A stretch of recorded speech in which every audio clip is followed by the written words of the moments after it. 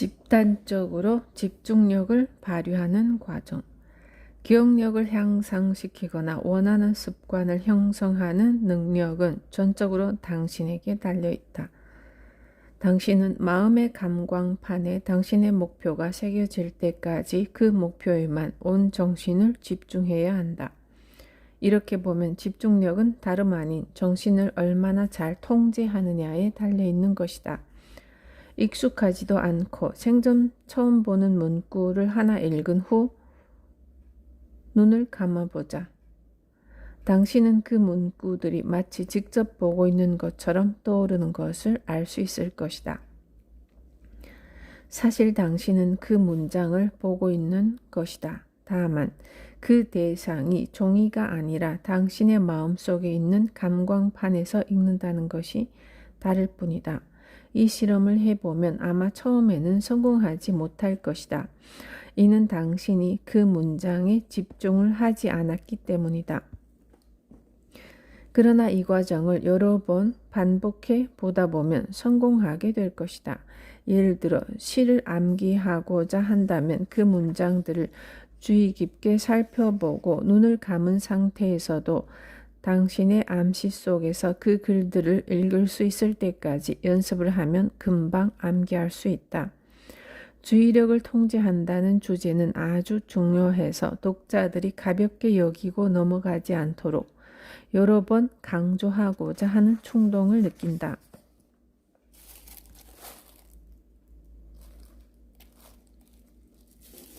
그리고 그 부분이 이번 장의 내용 중에 가장 중요한 부분이기 때문에 이 장의 맨 마지막으로 미루겠다.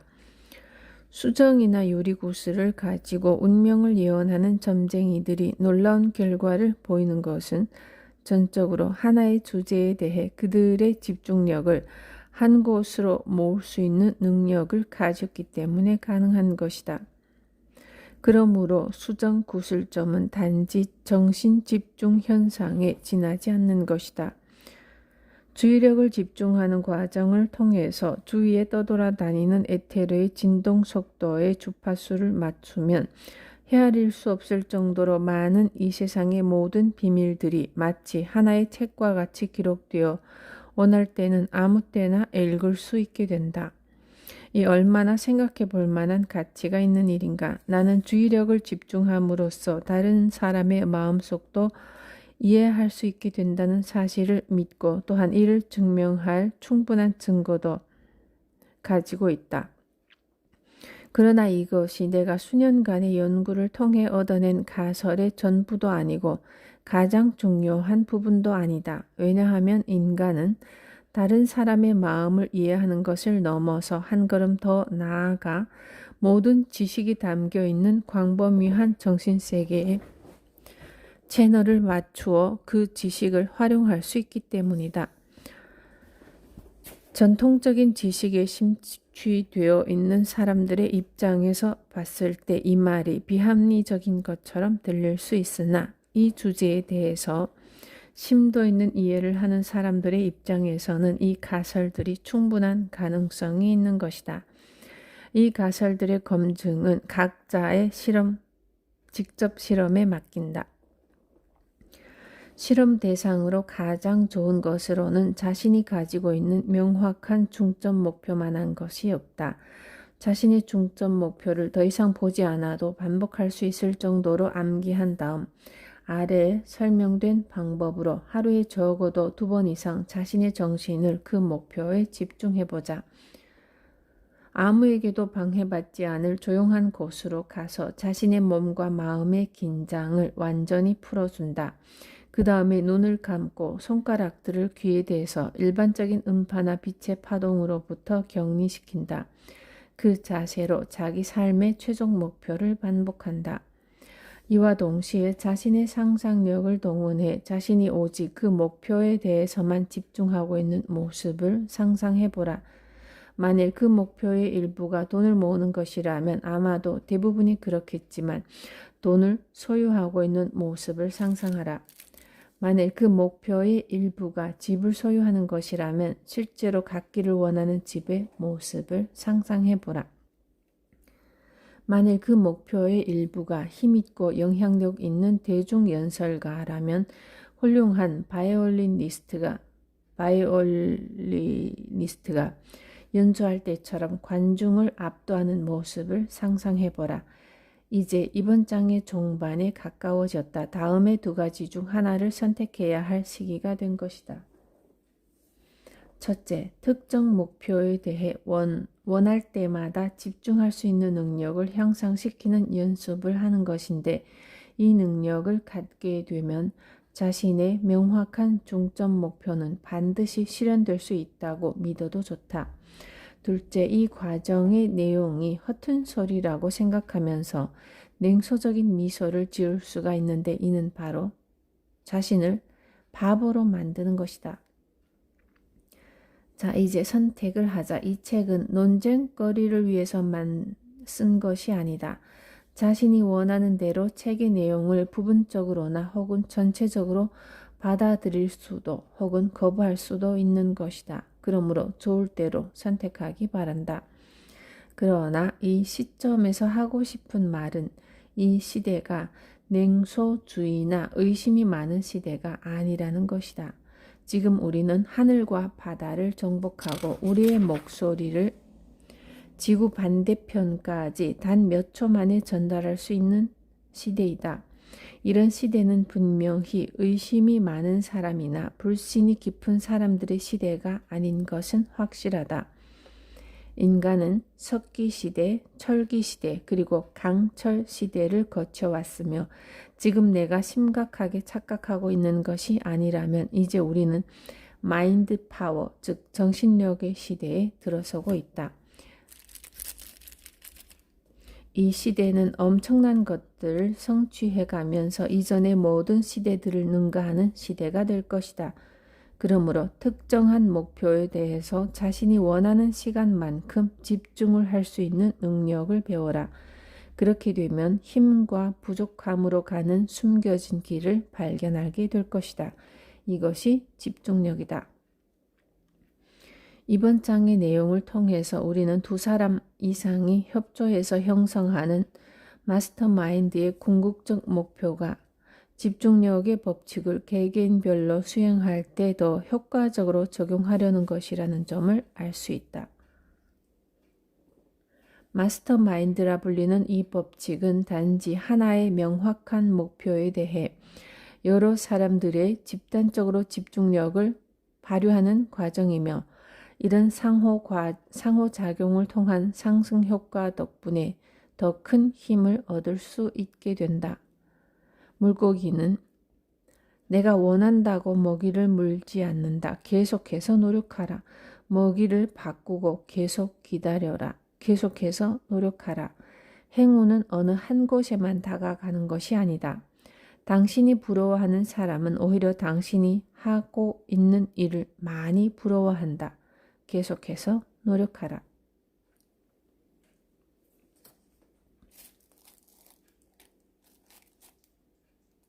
다른 사람과의 조화로운 협력.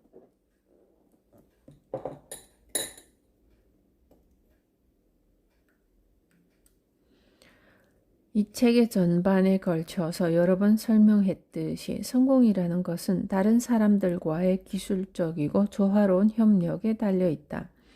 일반적으로 다른 사람으로 하여금 자신이 원하는 일을 할 수 있게 하는 방법을 터득한 사람은 어떤 일이건 성공할 수 있다. 이제 집중력 법칙의 클라이맥스인 법칙을 소개하겠다. 이 법칙을 통해 사람들은 서로 영향을 받고 협력이 이루어지며 적대감이 없어지고 우정이 형성될 수 있다.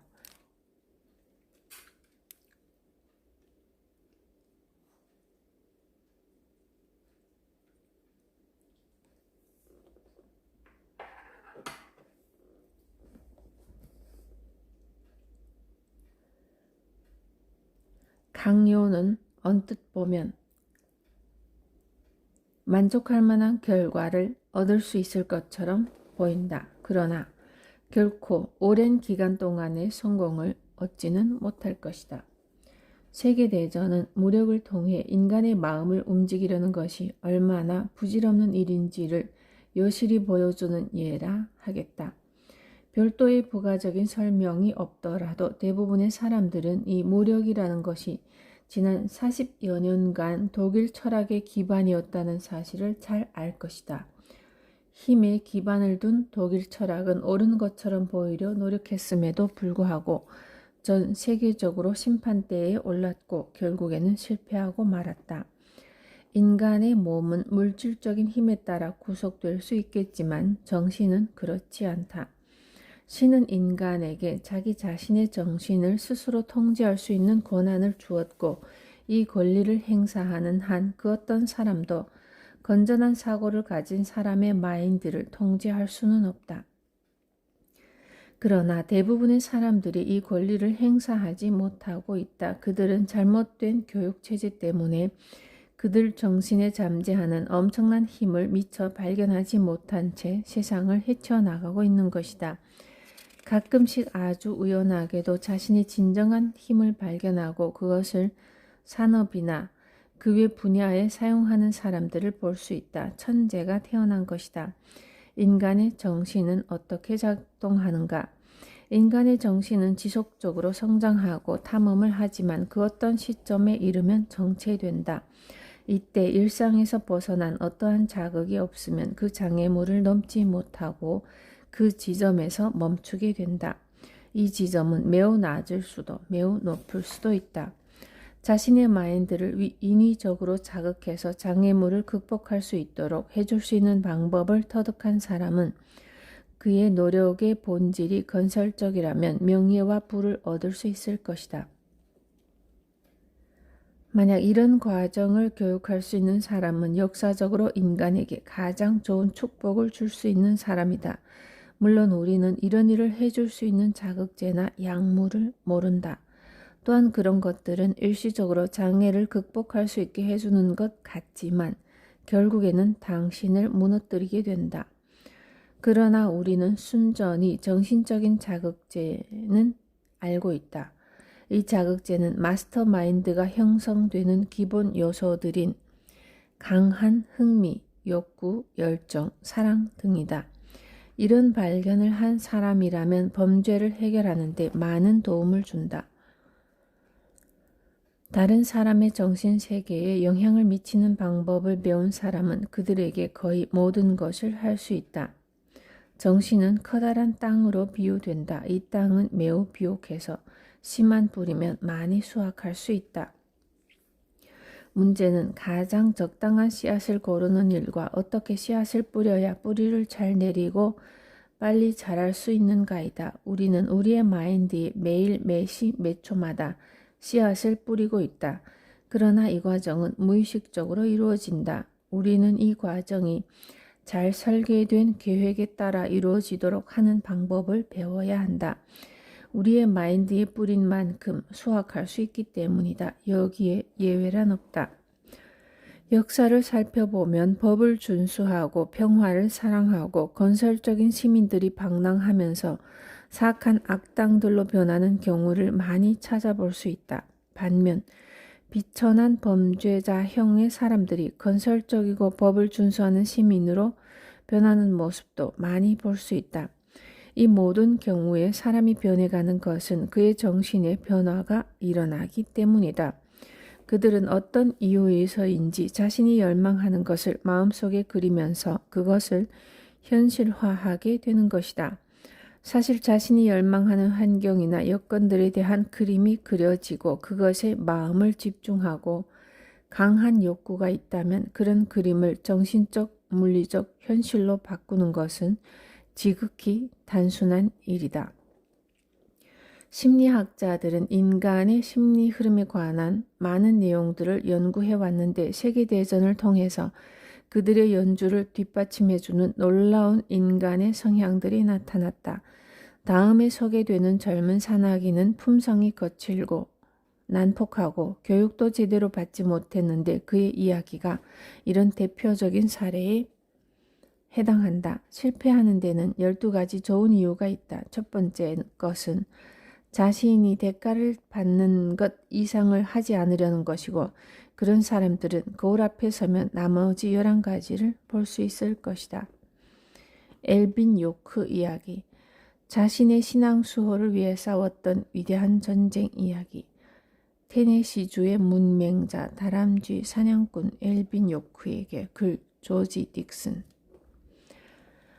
테네시주 출신의 문맹자이면서 다람쥐 사냥꾼인 엘빈 쿨럼 요크는 미국의 프랑스 원정군 최고의 영웅이 되었고 세계대전의 역사에 길이 남을 인물이 되었다. 요크의 고향은 펜트리스 카운티며 이곳의 토박이었다.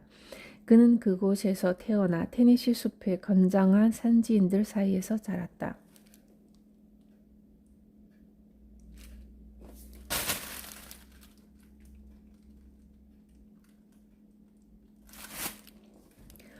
펜트리스 카운티에는 기차도 들어오지 않았다. 어린 시절에 그는 모험심이 강한 아이였고 사격의 명수였으며 리볼버를 가진 명사수였고 그의 용맹은 테네시주 사람들 사이에 널리 알려져 있다. 어느 날 한 종교 집단이 그의 가족이 사는 마을에 와서 텐트를 치고 머물기 시작했다. 보기에도 이상한 그들은 개종자를 찾으려 이곳에 왔던 것이다. 그러나 그들이 전하는 복음의 내용은 다소 열성적이었고 감동적이었다. 그들은 비열하고 이웃들을 이용하는 사람들을 죄인이라 규정했다. 그들은 자기들의 교리를 모두가 따라야 하는 표본이라고 생각했다. 엘빈, 종교를 갖다. 어느 날 엘빈 요크는 간증자석의 모습을 보여 이웃들을 놀라게 했다. 요크가 테네시 산의 그늘 아래에서 자기 죄에 대해 간증하고 있을 때 노인들과 여인들은 목을 길게 빼고 쳐다보았다. 요크는 점점 새로운 종교의 열렬한 사도가 되었다. 그는 마을의 종교적 지도자가 되었고 그의 사격 솜씨가 여전히 뛰어났지만 정의로운 길을 걸어갔기 때문에 사람들은 아무도 그를 두려워하지 않았다. 세계대전의 전쟁 소식이 테네시 골짜기까지 전해졌을 때 주민들은 그들이 곧 징집될 것이라는 말을 들었다. 요크는 그 소식을 받아들일 수 없었다. 성경에 살인을 하지 말지어다 라고 쓰여 있듯이 그는 비록 전쟁에서라도 사람을 죽이는 것을 거부했다. 그는 이 말에 충실했고 그것이 전부였다. 그는 양심적인 징집 거부자로 알려졌다. 징집 담당자들은 문제가 생길 것이라 생각했고 그의 결심이 확고했기 때문에 그의 마음을 움직이기 위해서는 협박이나 처벌이 아닌 다른 방법으로 그에게 접근해야 한다는 것을 알았다. 성스러운 명분의 전쟁. 그들은 성서를 들고 요크를 찾아가서 전쟁이 인간의 자유라는 성스러운 명분을 위한 것이라 설명했다.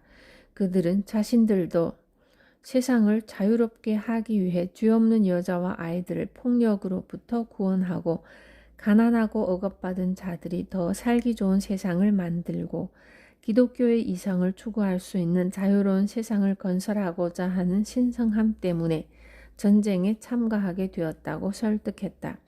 그들은 이 전쟁이 정의와 사탄과의 전쟁이라고 정의했다. 그들은 사탄이 그의 부하인 독일 황제 카이저와 그의 부하들을 통해 세상을 정복하려 한다고 말했다. 요크의 눈은 분노의 불길로 이글거렸고 그는 큰 손을 꽉 움켜쥐면서 다음과 같이 중얼거렸다. 카이저, 이 짐승 같은 놈. 여자와 아이들을 죽인 살인마, 내 총의 사정거리 안에만 들어오기만 해라. 그는 총을 들고 어머니에게 작별 인사를 한 다음 카이저를 반드시 죽이고 돌아오겠다고 했다. 그는 훈련소에 가서 성실하게 훈련을 받았고 명령에 절대 복종하였다. 그의 사격술은 사람들의 관심을 끌기에 충분했고 그의 동료들은 그의 높은 점수에 혀를 내둘렀으며 그들은 숲에서 다람쥐나 잡던 사냥꾼이 저격수가 될 만한 사격수를 갖고 있다는 사실에 놀랐던 것이다. 전쟁에서 요크가 세운 공은 역사에 남을 만했다. 퍼싱 장군은 그를 전쟁에서 가장 뛰어난 영웅이라 했고 그는 많은 훈장을 받았다. 그는 독일군을 대할 때 죽음에 대한 공포가 전혀 없었다. 그는 그의 종교를 옹호하기 위해 싸웠고 여자와 아이들에 대한 사랑을 위해 싸웠으며 기독교적 이상의 보존을 위해 싸웠고 가난하고 억압받은 자들의 자유를 위해 싸웠다. 그의 사전에 두려움이란 없었다. 그의 용맹함은 100만 명 이상의 사람들을 놀라게 했으며 세상 사람들은 테네시주의 골짜기에서 온 이상하고 글도 모르는 무지한 영웅에 대해 두고두고 이야기하게 되었다. 만일 징집 담당자들이 요크에게 약간 다른 방법으로 접근했다면 그는 징집을 거부했을 것이고 그의 조국에 대해 크게 실망했을 것이며 나라에 대한 보복을 하려는 무법자가 되었을 것이다. 그에게 접근했던 징집 담당자들은 인간의 정신이 어떻게 작용하는지에 관한 법칙에 대해 알고 있었다. 그들은 우선 요크의 저항심을 없애고 그가 자발적으로 나서게 했다. 이 부분에서 수천 명의 사람들이 이 법칙을 잘못 접근함으로써 결국에는 범죄자나 위험하고 사악한 사람으로 분류된다.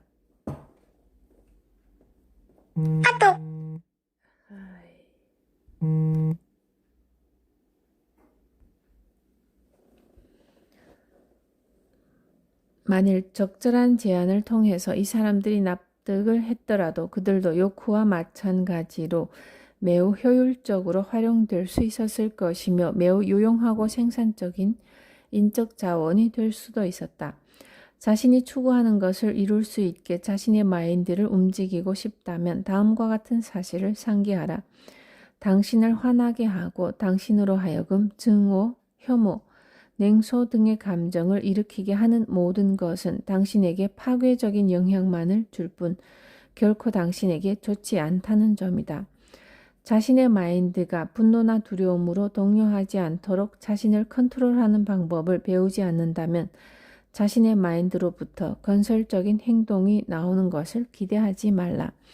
이 분노와 두려움은 분명히 당신의 마인드를 파괴할 것이고 이것들이 남아있는 한 만족스러운 결과를 얻지 못할 것이고 자신의 능력보다 못한 결과를 얻게 될 것이다. 열정처럼 전염성이 강한 것은 없다. 그것은 오르페우스 신화에도 비유적으로 표현되었다. 오르페우스의 하프 소리는 바위와 짐승까지도 매혹시켰다. 열정은 성실함의 정신이고 진실은 열정 없이는 승리할 수 없다.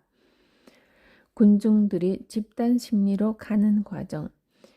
현대의 심리학자들은 종교적 부흥 집회의 대부분은 영적이라기보다는 심리적인 것이며 그것도 비정상적인 심리 현상이 짙다고 한다. 또한 관계자들은 설교하는 사람의 감정적인 호소에 대한 군중들의 흥분은 진정한 종교적 경험에 따라서라기보다는 최면 효과와 같은 것으로 분류되어야 한다고 한다. 이 주제에 대해서 집중 연구를 한 사람들은 그러한 흥분이 사람들의 정신을 고양시키기는커녕 오히려 정신을 약화시키고 지나친 광적 흥분으로 정신을 타락시킨다고 한다. 각각의 현상에 익숙한 일부 사람들은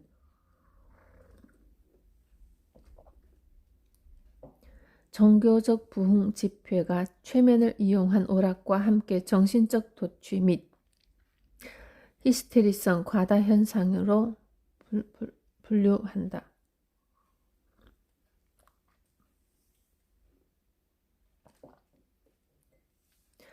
스탠포드 대학의 명예 총장인 데이비드 스타르 조던은 위스키나 코카인, 알코올은 일시적으로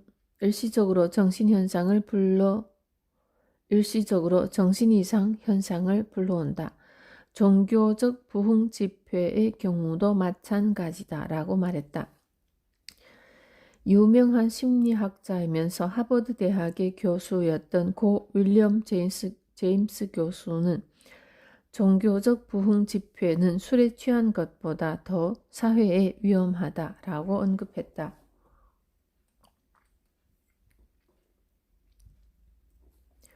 여기서 말하는 부흥 집회라는 것은 협의의 의미에서 현재의 감정적 종교 집회를 의미하는 것이지 예전에 청교도나 루터교를 비롯한 종교단체에서 동일한 이름으로 진행되었던 훌륭한 집회들을 뜻하는 것은 아니다. 이 부흥 집회라는 주제에 대한 일반적인 해석은 다음과 같다. 부흥 집회는 모든 종교에서 다 이루어진다. 하나의 부흥 집회가 있으면 영적인 것에 관심이 없던 사람들도 관심을 갖게 되고 중요성을 알게 된다. 그리고 영적, 도덕적으로 변하게 되고 다른 사람들을 전도하려는데 대단한 열정을 보이게 된다. 이슬람교의 부흥 집회는 코란 경전에 엄격히 따를 것을 강요하고 이를 전파하는 데 무력을 사용했으며 그곳에 살고 있는 소수 기독교도들은 그들로부터 언제 학살될지 모르는 위험에 처해 있다. 성경 강림 운동은 개척교회 사이에서 부흥 집회를 많이 일으켰고 많은 사람들을 개종시켰다. 비록 같은 이름으로 불리지는 않았지만 종교 개혁에 이를 때까지 로마 시절에도 부흥 집회는 있었고 수도원의 교유를 정립한 사람들을 비롯한 여러 사람들을 통해 교회에서 계속적으로 이루어졌다. 종교 개혁이 있게 한 정신적 자극과 이와 상반되는 예수회의 등장 모두 연관이 있다. 그러나 신교도 교회 내에 영적 활동이 급격하게 증가하면서 부흥이라는 단어의 사용이 제한되었다. 1738년부터 계속된 미국과 영국의 웨슬리 앤 화이트필드 계획은 전적으로 부흥 집회의 소산이었다. 그 이후로도 많은 부흥 운동들이 때때로 일어났고 거의 모든 교파에서도 이를 수용하려 했다. 이런 부흥 집회는 성경에 대한 기도, 며칠 밤 동안 계속되는 야간 집회, 간증, 감명받은 사람들을 위한 모임 등으로 구성되었다. 마침내 이런 의식들 중 일부는 널리 퍼져나갔고 일부는 점차 사라져갔다. 간혹 부흥 집회에 참석한 사람 중 어떤 사람은 날카로운 비명을 지르고 심지어 정신을 잃고 쓰러지기도 한다. 그러나 이런 병적인 형태는 점점 사라져가고 있으며 지금도 그 숫자가 점점 적어지고 있다. 요셉 야스트로 교수는 그에 저서 사실과 우화의 심리학에서 이렇게 소개하고 있다. 이러한 정신적 상태는 선동자로부터 정신적 전염의 힘을 내면적으로 나타내고 있다. 진실과 마찬가지로 오류도 군중 속에서 번성한다. 연민의 감정에서 모두 편안함을 느낀다. 전염의 성질은 속으로 숨어 들어가서 항시 체크하기는 어려우며 해로운 것들 즉 공포와 방황과 광란, 무법, 미신, 실패 등을 전염시키는 작용을 한다. 나는 다수의 군중 앞에서 연설하는 것이 매우 쉽다고 느껴진다. 왜냐하면 수많은 이유 중에도 먼저 군중은 연민과 경외심을 일으키기 쉽다. 또한 그들 자체의 의식을 잘 잊어버리곤 하기 때문이다. 르봉 교수는 그에 져서 군중에서 다음과 같이 말하고 있다. 같은 길을 갈 때나 목표가 같을 때 개개인의 의식은 사라지게 된다. 이러한 총체적인 의식들은 더 나은 표현 방법을 찾지 못한 채 심리적으로 예민한 군중으로 변해간다. 이러한 변화는 군중을 하나로 만들고 군중의 연합을 촉진한다. 이때의 군중들은 특이한 점이 있다. 어디서부터 유래했는지도 모르지만 혼자 있는 개인은 고독을 느낀다. 이들은 총체적인 의식에 사로잡혀 있는 것이다. 개개인이 특징을 가지거나 혹은 군중으로 하여금 행동을 유도하지 못할 경우에 사용할 수 있는 확실한 아이디어가 있다. 군중에게는 축적된 지식이 없다. 총체적인 의식이 나타나게 되면 개인의 지적 성향이나 중요성은 약해진다. 어떤 개인이 군중의 무리 속에 일정 기간 동안 같이 있게 되면 그는 자신이 특별한 상황에 있다고 착각하게 된다. 그 결과 의식이 있는 개개인의 성질은 모두 사라진다. 그들의 식별력은 빛을 잃게 된다. 모든 의식과 생각은 최면술사의 의지로부터 꺾이게 마련이다. 이러한 상황 아래에서 그는 격렬한 군중의 반응과 함께 그가 원하는 내용을 성취하게 된다. 이러한 격렬함은 군중의 수에 따라서 더욱더 늘어난다. 또한 이러한 반응은 상호 교환에 따라서 더욱더 힘을 얻는다. 게다가 그는 조직된 군중을 마치 계단을 만들듯 분위기를 유도해간다. 군중 속에서 화자는 독립된 개인이며 본능에 따른 개인이다. 그는 폭력적이고 흉폭하며 원시적인 정열과 영웅의식을 가지고 있다. 군중 속의 개인이란 다른 곡식 속에 둘러싸여 있는 모래 속 한 알의 곡식일 뿐이다. 데이븐 포트 교수는 그의 논문 종교적인 부흥회의 원시적인 특징에서 이렇게 쓰고 있다. 군중 심리는 이상하게 원시인의 심리와 닮았다. 군중 속의 한 사람 한 사람은 감성적으로 보면 원시인들과는 많이 다르다. 그럼에도 불구하고 군중이 모이면 원시인들의 심리와 거의 비슷한 경향을 보인다. 충동은 순간적인 행동을 낳는다. 왜냐하면 충동은 그들의 사고를 잠시 멈추게 하기 때문이다. 냉정하고 이성적인 연설가는 감성적이고 기술 있는 연설가 옆에 있으면 기회를 얻기가 힘들게 마련이다.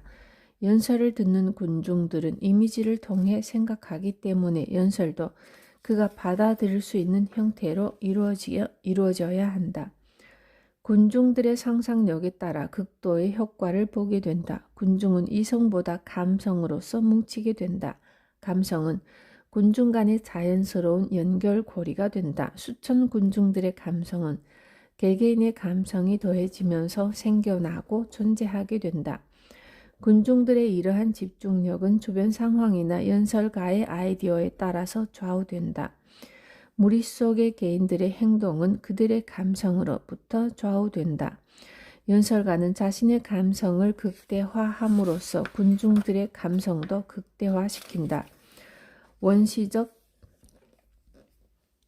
이성의 예를 살펴보면 상상력은 감성의 물꼬를 터놓고 광기와 광란을 불러일으킨다. 어떤 사람들은 누군가가 뒤에 있을 때나 격려해 줄 때에만 성공하는가 하면 어떤 사람들은 설령 지옥에 있을지라도 성공한다. 당신만의 선택을 해야 한다. 감성 고조를 통한 저항감의 약화. 부흥 집회에 참여한 군중들은 군중 심리로부터 발생하는 복합적인 정신의 영향을 받고 결과적으로 저항력이 약해진다. 또한 군중들은 다른 두 가지의 아주 강한 정신적 암시를 받는다. 우선 부흥 집회 연설가는 마치 전문 최면술사와 같이 군중들을 압도하게 되고 이와 더불어 사람들은 자신도 모르게 전체적인 분위기에 휩싸여 군중 심리가 흘러가는 대로 따라하게 되는 것이다.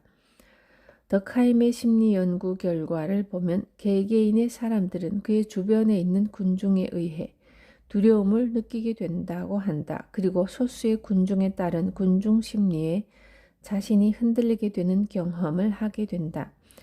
다른 사람의 암시에 쉽게 영향을 받는 사람은 전도자의 권위 있는 암시나 조언자의 장려에 쉽게 반응한다. 아울러 그 사람에게 받은 영향을 쉽게 행동으로 표출한다. 양치기의 목소리와 양들의 목에 달려있는 방울은 처음에 한 마리의 양을 뛰게 하지만 그 다음에 서 있는 양은 앞서 뛰는 양을 보고 무조건 뛰게 된다. 리더는 모든 무리를 움직이게 하는 힘이다. 이것은 과장된 표현이 아니다. 인간은 방황, 공포, 일련의 깊은 감정 상태에서는 양처럼 다른 무엇인가를 따라하거나 소나 말이 놀라서 우르르 달려 달아나는 것과 유사한 성향을 보인다. 심리학 실험에 경험이 많은 학생이라면 부흥 집회와 최면술 사이에 많은 공통점이 있다는 사실을 알고 있다. 이 두 가지 모두 사람들의 관심과 흥미를 끌기 위해서 특이한 방법을 사용한다. 사람들에게 깊은 인상을 주기 위해 준비된 말과 행동을 통해 사람들은 신비함과 경이로움을 느끼게 된다. 단조로우면서도 강한 인상을 주는 목소리에 따라 감각은 무뎌지게 되고 마침내 전달하고자 하는 내용이 강한 명령조로 표현된다.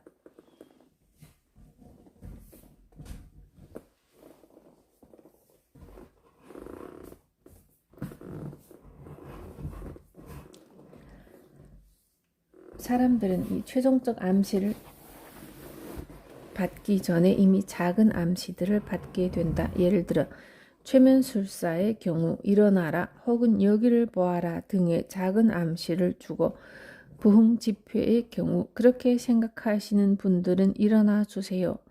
더 나은 삶을 살고 싶은 사람은 일어나세요와 같은 암시를 받게 된다. 따라서 사람들은 작은 암시를 받아들이면서 자연스럽게 더 큰 암시를 받아들일 상태로 변해가는 것이다.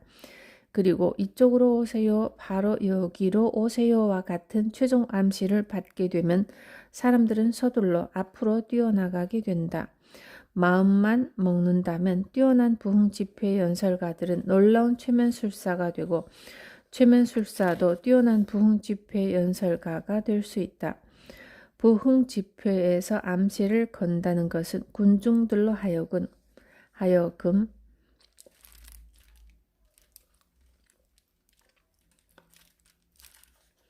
사람들의 저항감을 없앨 수 있다는 장점이 있다. 어머니, 집, 천국 따위를 묘사한 이야기들이나 Tell mother, I will be there. I will be there. 어머니에게 말해줘. 내가 그곳으로 가겠다고. 등과 같은 노래, 개인의 과거와 전생에 대한 호소 같은 것들은 사람을 감성적으로 만들고 반복적인 강한 암시를 쉽게 받아들이게 해준다. 젊은 사람과 히스테릭한 여자들이 이런 감성적 암시를 쉽게 받아들인다. 그들의 감성은 동요되고 예배나 노래, 설교자나 동료의 간증에 따라 영향을 받는다. 가장 감정적인 기억은 그 순간에 다시 깨어나고 예전의 마음 상태는 다시 일어나게 된다. 방황하는 나의 어린 양, 오늘은 어디에 있는가와 같은 말은 어머니에 대한 기억이 아련한 사람들에게서 눈물을 자아내게 된다. 또한 어머니가 천상의 기쁨을 누리면서 하늘 저편에 살고 있다는 식의 설교의 내용은 많은 사람의 마음을 움직이게 된다. 부흥 집회에서는 공포의 감정도 느낄 수 있다. 예전의 경우보다는 많이 줄어들기는 했지만 여전히 그런 분위기는 남아있고 오히려 공포의 정도가 더 심해졌다. 군중들은 급작스런 죽음에 대한 설교를 들은 후 찬송가 소리와 함께 지금 혹은 오늘이라도 그런 죽음이 다가올 수 있습니다. 형제여, 무엇을 더 기다리십니까? 라는 설교자의 말이 들려오면 심한 공포에 휩싸이게 된다. 이에 대하여 데이븐 포트는 다음과 같이 소개한다. 상징적인 이미지를 사용함으로써 군중의 감성을 자극할 수 있다는 사실은 널리 알려진 것이다. 부흥 집회에서 자주 사용되는 용어들은 십자가, 월계관, 천사들, 지옥, 천국 등 상당히 많다. 뚜렷한 상상과 강력한 느낌 그리고 강한 믿음을 통해 사람들은 충동적인 행동의 경우와 마찬가지로 암시를 잘 받아들이는 상태에 머무르게 된다. 아울러 이런 암시에 걸린 군중들의 힘은 개별적인 죄인들에 대해서는 상당히 고압적인 태도를 취하게 된다. 부흥 집회에서는 기도나 설교를 통해 외부의 아이디어를 배제하는 방식을 사용하고 있다. 따라서 사람들은 암시받는 내용에 대해서 매우 감성적으로 받아들이게 된다. 만일 웨슬리나 휘네이처럼 강한 최면 능력을 가진 사람들이나 화이트필드와 같이 설득력 강하고 남을 끌어들이는 능력을 가진 사람들이 집회를 진행한다면 사람들은 비상식적인 최면 상태에 빠져들게 된다. 게다가 그들은 이내 자신들의 의지를 포기해버리고 신에게 모든 것을 맡기게 된다. 왜냐하면 그들은 항상 모든 것을 신에게 지금 바로 당장 바쳐라 혹은 믿으면 구원받을 것이다. 아니면 예수님에게 기대 보시지 않겠습니까? 라는 말을 항상 들어왔기 때문이다. 그들은 항상 어깨와 어깨를 맞대고 설득적인 암시를 통해 자기 자신들을 죄인으로 만들며 항상 훈계받고 기도하는 것이다.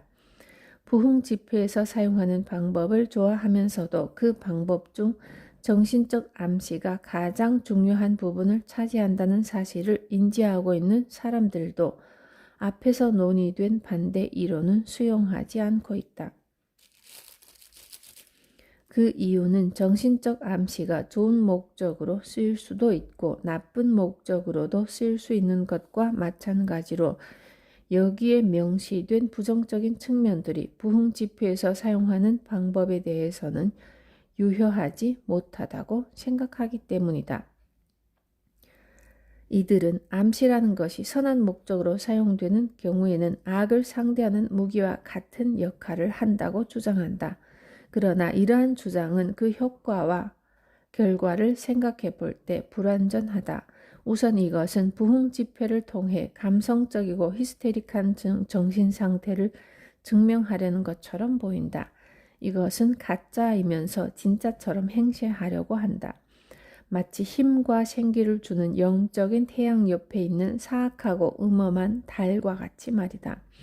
이것은 최면 효과가 마치 사람의 마음속에 영적인 감흥을 받은 것처럼 보이게 하려 한다. 그러나 최면과 영적 감흥의 차이를 아는 사람들이라면 이들의 차이가 얼마나 큰 차이가 있는지 잘 알 수 있을 것이다.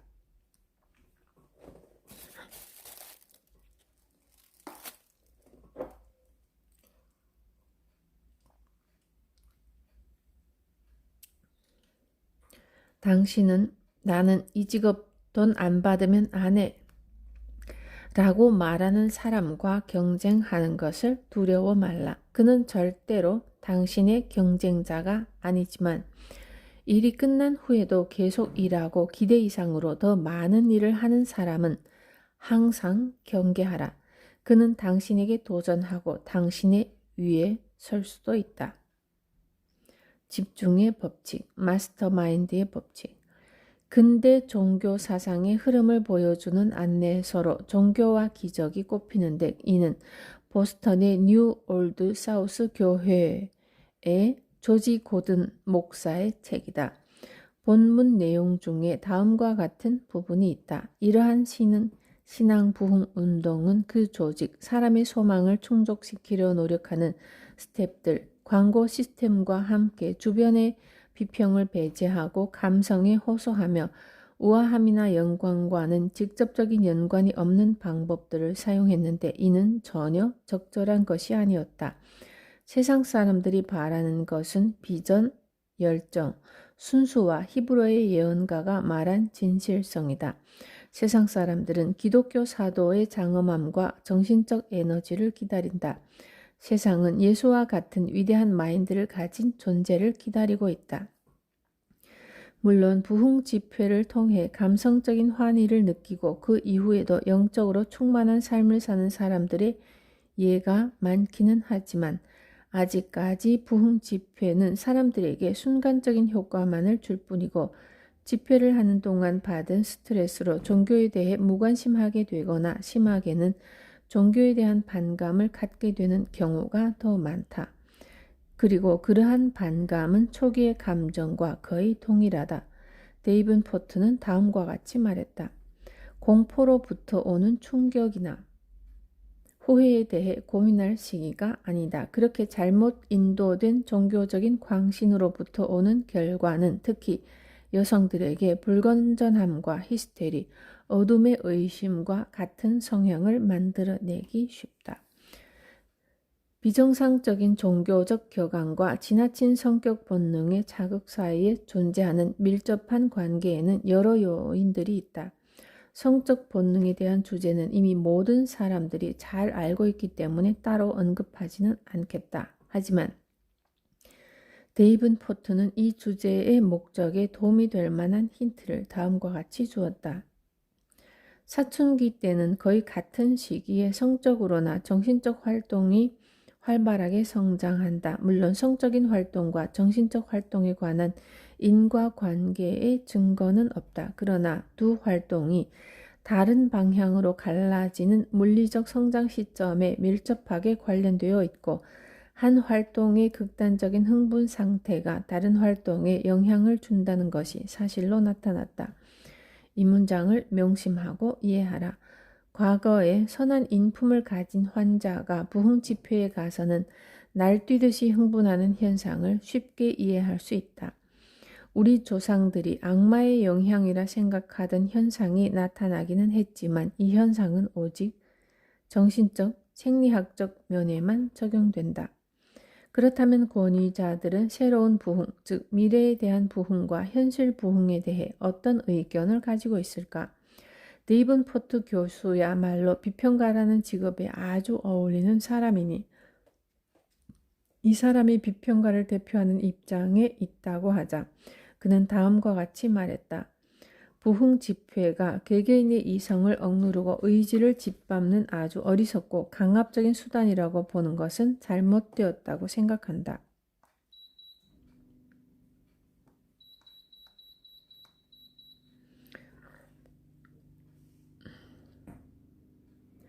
공개적인 종교 모임의 영향은 생각보다 간접적이고 온화하다. 최면이나 강압적 선택이 영혼을 약하게 한다고 인식될 것이지만 흥분 혹은 전염, 암시와 같은 환경 아래에서 어떤 중대한 문제를 결정하도록 강요하는 시도는 없을 것이다. 개심자는 소수일지도 모른다. 혹은 다수일지도 모른다. 개심자들은 최면 상태를 이용한 전도자의 능력보다는 일반 기독교인들의 사심없는 포용력에 매료될 것이다. 이런 점들을 통해 종교에 따른 구속의 시대가 곧 사라질 것이라고 확신한다. 지적이고 이성적이며 자아의 희생적인 신앙심의 시대가 서서히 도래하고 있다. 공정하게 행동하는 것, 자비롭게 사랑하는 것, 신이 인도하시는 길을 겸손하게 걷는 것 등이 인간이 치러야 할 시험의 과정으로 남아있다. 종교적 경험은 시대의 발전이 낳은 산물이다. 우리는 기본적이고 원시적인 것에서부터 이성적으로 정신적으로 나아가고 있다.